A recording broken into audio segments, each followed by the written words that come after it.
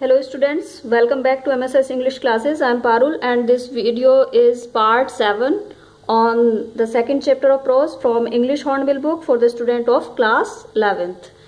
So let's read further. That evening Mary and I sat together holding hands as the motion of the ship brought more and more water in through the broken planks. यहाँ पे writer ने क्या किया था, 22 litre capacity के barrel से एक anchor heavy nylon की रस्सी से बनाया था और उसको शिप को बांध दिया था जिससे कि शिप डूबे ना। इससे 2 बैरल से बांध दिया था उस एंकर को। तो अब उसके आगे बता रहे हैं कि उस इवनिंग, उस शाम, मैरी एंड आई यानी कि मैरी और मैं, मैरी उनकी जो वाइफ और नैरेटर दोनों सेट टुगेदर बैठ गए, होल्डिंग हैंड्स, हाथ पकड़े हुए, as the motion of the ship brought, क्योंकि जो शिप का मोशन था, शिप की गति थी, वो उसमें क्या हो रहा था, ब्रोकन प्लैंक्स, जो शिप के टूटे हुए प्लैंक्स थे, तख्ते थे लकड़ी के, उनसे क्या आ रहा था, पानी ज्यादा और ज्यादा शिप के अंदर आ रहा था। यानी कि जो शिप की गति है उसके साथ पानी और ज्यादा टूटे हुए तख्तों से आ रहा था। We both felt the end was very near, और हम दोनों ने महसूस किया कि end was very near, कि अंत बहुत निकट था। But Wavewalker rode out the storm and by the morning of January 6 with the wind easing, लेकिन नरेटर कह रहे हैं कि वेव वॉकर ने क्या किया, रोड आउट का मीन्स होता है टू फेस एनी डिफिकल्टी और to deal with any difficulty, किसी परेशानी से निपटना। तो वेव वॉकर किससे निपटी, स्टॉर्म से, यानी कि वेव वॉकर इतनी स्ट्रांग थी कि वो उसने उस तूफान का सामना किया और जनवरी 6 की मॉर्निंग तक विद द विंड ईजिंग, जब तक कि हवा थोड़ी ईज हो गई थी यानी कि कम हो गई थी। I try to get a reading on the sextant.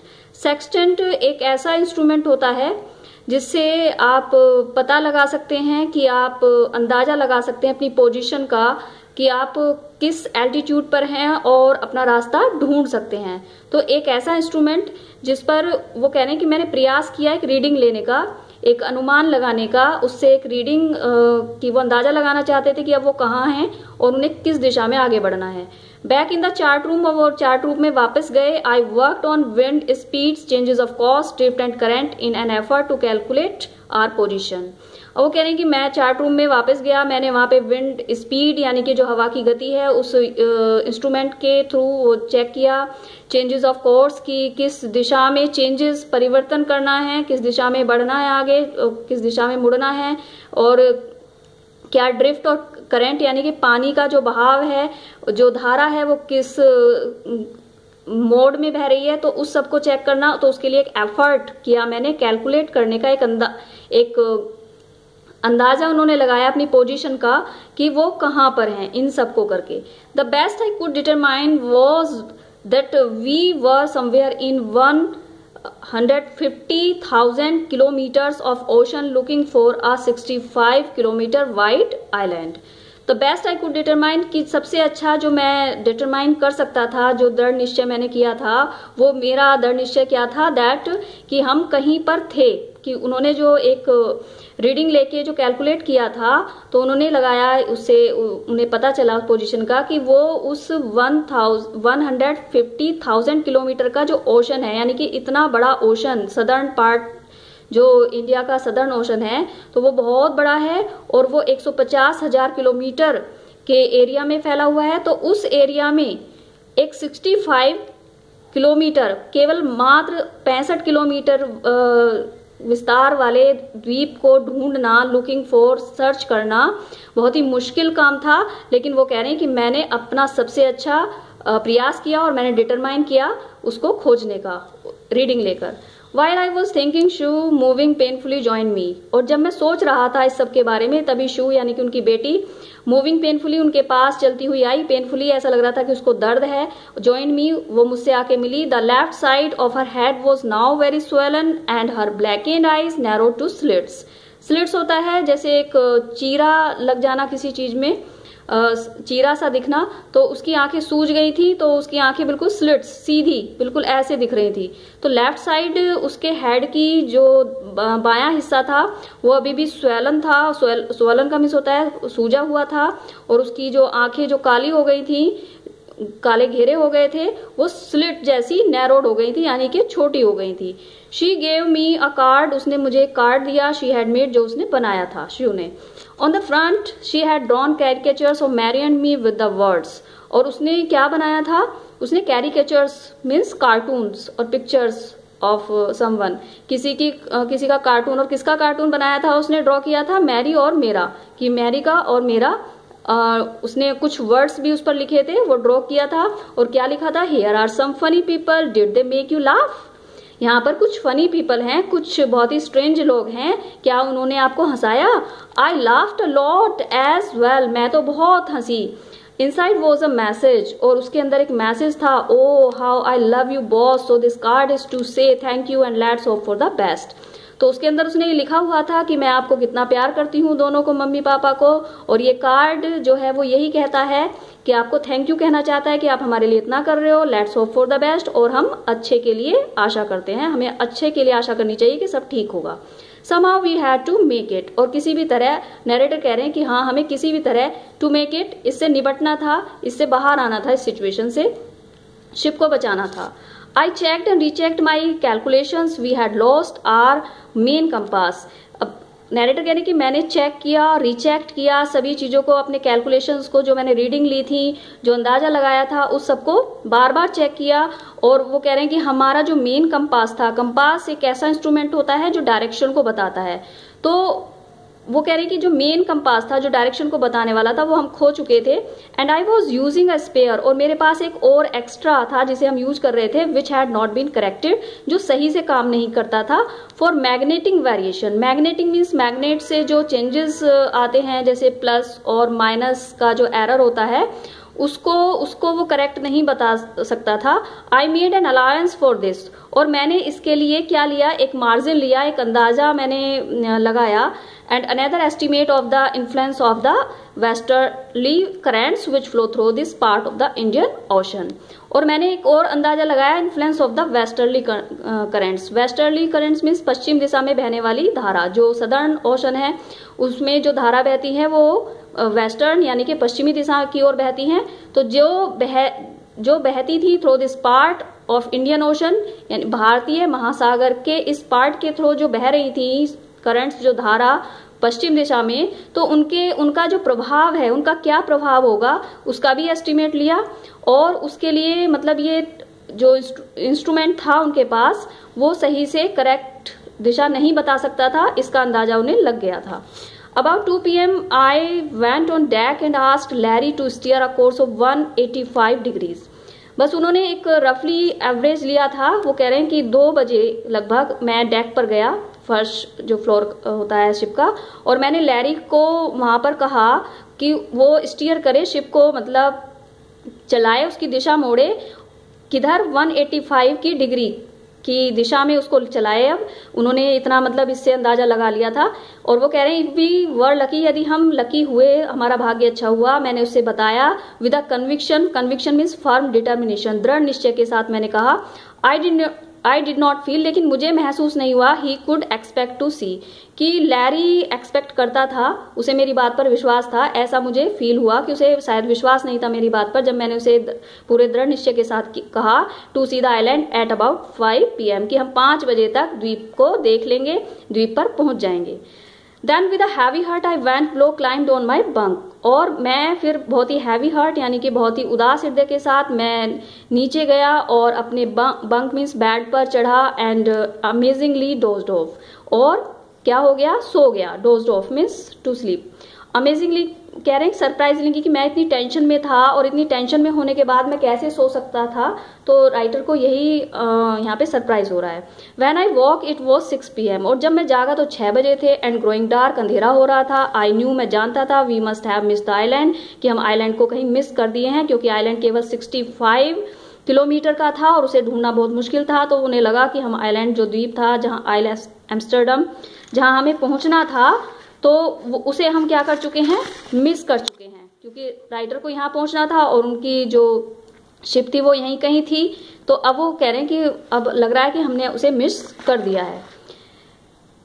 And with the sail we had left, और उन्हें लगा कि हम जो है सेल जो है यानी कि जो जो सेल पर्दा होता है और वो आगे बढ़ाता है शिप को कि हम उसे छोड़ चुके हैं। We couldn't hope to beat back into the westerly winds, और अब उन्हें लग रहा था कि हम अब नहीं उम्मीद कर सकते टू बीट बैक, कि हम सामना कर पाएंगे वेस्टर्ली विंड्स का, पश्चिमी हवाओं का, जिसके साथ बहुत तेज वेव्स आ रही हैं और पानी आ रहा है शिप में लगातार, तो उनका हमें नहीं लगता कि हम सामना कर पाएंगे।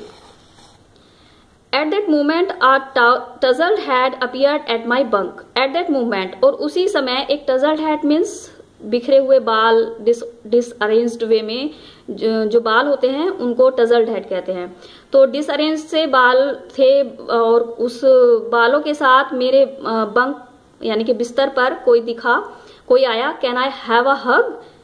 अब ये कौन था? जोनाथन उनका बेटा। उसने पूछा कैन आई हैव अ हग, कि क्या मैं आपके गले लग सकता हूँ। Sue was right behind him, Sue भी उसके साथ थी, उसके पीछे ही थी। Why am I getting a hug now, I asked. तो नैरेटर ने बड़े सरप्राइजिंग तरीके से पूछा कि क्यों तुम मेरे गले क्यों लग रहे हो, क्या हुआ। Because you are the best daddy in the whole world, क्योंकि आप पूरे संसार में सबसे अच्छे डैडी हो। एंड द बेस्ट कैप्टन, और सबसे बेस्ट कैप्टन हो, सबसे अच्छे कैप्टन हो। माई सन रिप्लाइड, मेरे बेटे ने उत्तर दिया। Not today John, I am afraid. नहीं जॉन, आज मुझे लग रहा है, मैं डरा हुआ हूं कि आज मैं दुनिया का अच्छा डैडी नहीं हूं, क्योंकि मैं वो नहीं कर पाया जो मैं चाहता था। वाई यू मस्ट बी, क्यों आपको होना चाहिए। Sad shoe in a matter of fact voice, और शू ने matter of fact voice means बहुत ही डिटरमिन होके और बहुत ही रियलिस्टिक वे में उसने कहा। Matter of fact it means एक रियल वॉइस में जिसमें कोई भी बनावटीपन नहीं होता, और उसने उस वॉइस में कहा कि आप दुनिया के सबसे अच्छी डैडी हो, आपको ये माननी होगी बात। यू फाउंड द आइलैंड, और आपने द्वीप को, जिस द्वीप को आप पाना चाहते थे, आइल एम्स्टर्डम को, वो आपने ढूंढ लिया है। What, I shouted. अब राइटर को यहाँ सरप्राइज हुआ, करे क्या, वो एकदम चिल्लाए। It's out there in front of us, ये हमारे सामने है। दे कोरस्ड, उन्होंने एक साथ कहा। दोनों बच्चे एक कोरस का मीन्स एक साथ बोलना। As big as a battleship, और ये इतना बड़ा है जैसे कि बैटलशिप, युद्ध का जो जहाज होता है जितना बड़ा, इतना बड़ा है, क्योंकि 65 किलोमीटर का ही था केवल। आई रस्ट ऑन डेक, मैं डेक पर दौड़ा। एंड गेज्ड विद रिलीफ, और मैंने बड़ी राहत से एक टक देखा। गेज्ड का मीन्स होता है स्टेयर एट समथिंग, किसी चीज पर एक टक देखना। At the stark outline of Ile Amsterdam, मैंने आइल एम्स्टर्डम की स्टार्क, जो बहुत ही शियर आउटलाइन थी, बहुत ही स्टिफ सी कड़ी आउटलाइन थी, जो ज्यादा ब्यूटीफुल तो नहीं थी और उस पर कोई हरी भरी वनस्पति भी नहीं थी, तो मैंने उसकी तरफ देखा और बहुत ही रिलीफ फील किया, बहुत ही रिलैक्स फील किया। It was only a bleak piece of volcanic rock, ये केवल एक ब्लीक पीस था। इट मीन्स विदाउट वेजिटेशन, कोई यहाँ पे रहता नहीं था। इट मीन्स जहाँ पे कोई रहता ना हो और जहाँ कोई वेजिटेशन, हरा भरा कोई पेड़ पौधा ना हो, एक ऐसा निर्जन स्थान, एक ऐसा पीस था। वॉल्केनिक रॉक था ये, वॉल्केनिक जहाँ पे ज्वालामुखी फटते हों, ऐसा स्थान था। विद लिटिल वेजिटेशन, और बहुत ही कम वेजिटेशन था, मतलब वहां पे हरे भरे पौधे बहुत कम थे। लेकिन फिर भी वो क्या कह रहे हैं, the most beautiful island in the world, ये संसार में सबसे सुंदर द्वीप था, क्योंकि फाइनली वो वहां पहुंचे और यही एक तरीका था कि वो अपनी शिप को डूबने से बचा सकते थे। तो इसलिए उन्हें ये संसार का सबसे सुंदर द्वीप लगा। वी एंकर्ड ऑफ शोर फॉर द नाइट, हमने रात को वहीं पर ही उस किनारे से थोड़ा दूर अपने शिप को रोक दिया। एंकर्ड का मीन्स शिप को रोकना, एक सी बेल्ट से उसको सी बेल्ट घुसा के और उससे वहां पे उसको अटैच करके उसको रोक दिया। एंड द नेक्स्ट मॉर्निंग, अगली सुबह, all 28 inhabitants of the island cheered as दे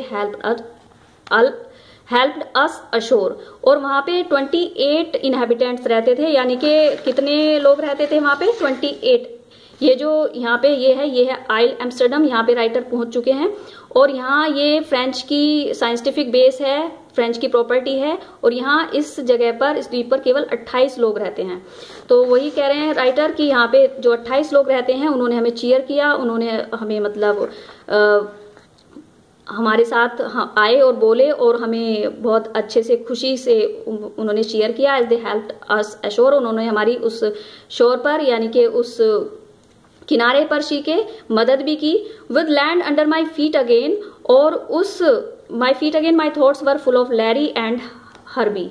तो उस लैंड पर फीट यानी कि पैर रखने के बाद मेरे जो विचार थे वो मतलब उनका जो सोच रहे थे राइटर, कुछ उनका जो माइंड था वो विचारों से भरा हुआ था। और वो क्या सोच रहे थे, किसके बारे में सोच रहे थे? लैरी एंड हर्बी के बारे में, जो कि क्रूमैन उन्होंने हायर किए थे, कि वो कितने साहसी थे, कितने चीयरफुल थे, कितने होपफुल थे। ऑप्टिमिस्टिक मीन्स कितने आशावादी थे। Under the direst stress, direst stress means विपत्ति के समय में भी, जो बहुत ही क्रूशियल सिचुएशंस थी उनमें भी वो कितने ऑप्टिमिस्टिक रहे, कितने खुश रहे और कितना साथ दिया उन्होंने। और वो सोच रहे थे मैरी के बारे में, अपनी वाइफ के बारे में, who stayed at the wheel, जो कि व्हील को संभाले रही, for all those crucial hours, उन सभी क्रूशियल आवर्स में, उन सभी विपत्ति के क्षणों में मैरी ने भी मतलब बहुत ही ब्रेवरी दिखाई। मोस्ट ऑफ ऑल, और इस सबसे अधिक, आई थॉट, मैंने सोचा, ऑफ अ 7-year-old गर्ल, एक 7 साल की बच्ची के बारे में, who did not want us to worry about a head injury, जो अपनी हेड इंजरी से हमें वरी नहीं करना चाहती थी। विच सब्सिक्वेंटली, और जिसका बाद में टुक 6 माइनर ऑपरेशंस, जिसके बाद में 6 ऑपरेशंस हुए, 6 बार ऑपरेट कराना पड़ा उस इंजरी को ठीक करने के लिए, to remove a recurring blood clot, क्योंकि बार बार क्या होता था, ब्लड क्लॉट बन जाता। Recurring means again and again, एक रक्त का थक्का जम जाता था, उसको हटाने के लिए 6 बार ऑपरेशन हुआ। बिटवीन स्किन एंड स्कल, यानी कि स्किन और स्कल, स्कल क्या होता है, बोनी स्ट्रक्चर होता है जिसके अंदर ब्रेन होता है, तो उसके अंदर ब्लड का जो क्लोट बन जाता था उसको हटाने के लिए 6 बार ऑपरेशन कराना पड़ा। End of a 6-year-old boy, और वो 6 साल का बच्चा Jonathan, who was not afraid to die, जो मरने से नहीं डरता था, उसने भी बहुत हिम्मत दिखाई। तो बच्चों, this chapter is very inspiring, और ये हमें सिखाता है कि हमें हिम्मत रखनी चाहिए और किसी भी स्थिति में हमें नहीं घबराना चाहिए। इसीलिए लाइफ में जो भी सिचुएशंस आती हैं उनका ब्रेवली सामना करना चाहिए। Thank you for watching my video.